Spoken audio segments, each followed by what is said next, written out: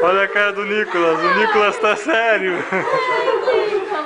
O que é isso? Tá invadindo a minha casa? Tu não me conheceu? Oh, meu Deus! Pega a bala, pega a bala. Ô, Jana, tô tão surpreso que nem reconheceu a minha voz. Ele teve que tirar a minha voz. Abriu a porta, todo mundo perguntou onde ficou. Eu pensei que ele tinha reconhecido, mas não. Não, ele teve que... Eu falando com ele, ele teve que tirar a minha voz. Eu não reconheci mesmo. Nem pela voz. Ele arregalou os olhos, tô entrando tudo.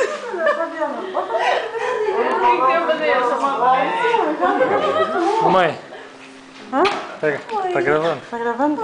Então já se acostumou? Bota a mão, tá Fabiana. Tanto trabalho pra se produzir, né? Parabéns,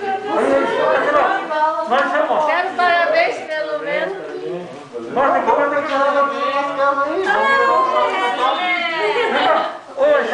Ele tá assustado. Não sei se vai ficar bom. Tanto trabalho pra se produzir. Tipo, acho que é outra pessoa. Muito rápido, né? Mas aí agora,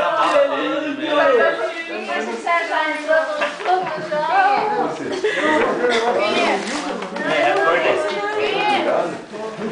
Ei, o pequenininho já fez um bico?